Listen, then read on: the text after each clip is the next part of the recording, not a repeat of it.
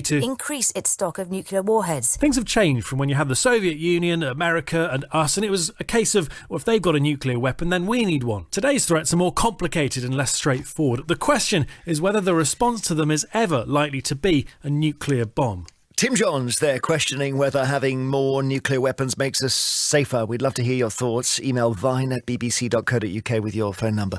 To discuss this further, I'm joined by Claire Coutinho, the Conservative MP for East Surrey, and John Rees, the co-founder of the Stop the War Coalition. What's the argument on the warheads, Claire? Why do we need more of them?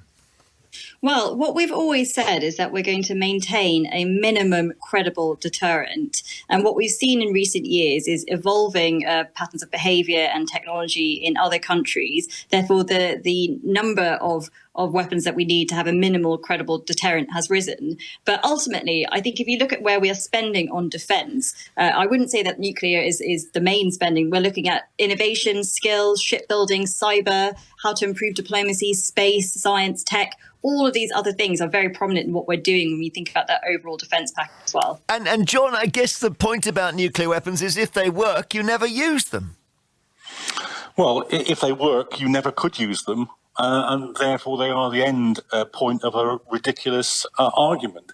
Let's deal with the actual threats to the health and welfare of the citizens of this country. We've just gone through a pandemic where this government has presided over 130,000 of its own citizens dying. That's more civilians than died in the Second World War.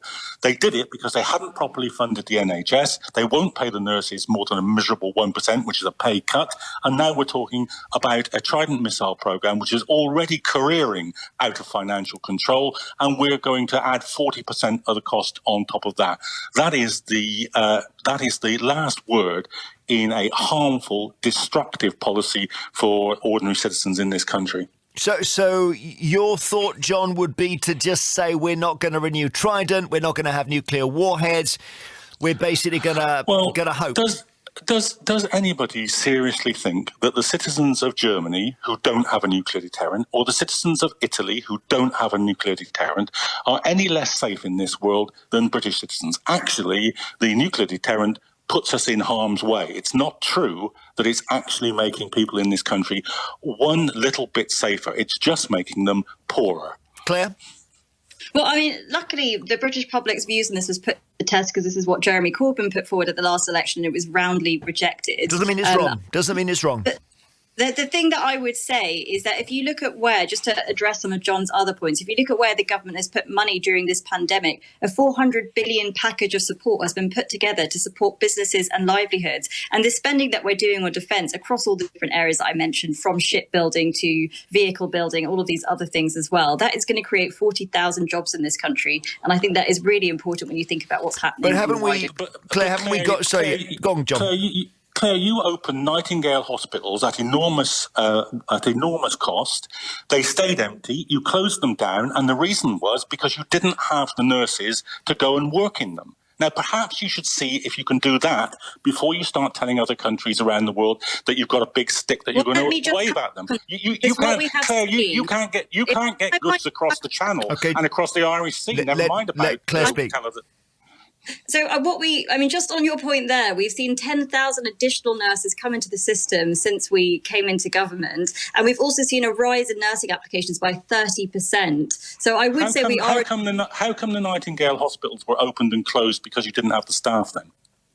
Well, we did open the Nightingale hospitals, and every single person and nobody was treated We're a in them. long way from nuclear weapons here. No apologies for us. Sorry, I'll make no apologies for us trying to make provisions in what was a very difficult pandemic. All right, sorry, Claire, just back on the nuclear weapons. If you look at what threatens us now, none of it can be averted by a nuclear strike. I mean, you cannot go and hit the cyber criminals, for example, or for that matter, if bin Laden was still alive, go and find him in a cave somewhere with a nuclear weapon. Doesn't. In fact, it's very difficult to think what nuclear weapons can be used for in the modern era. Yeah.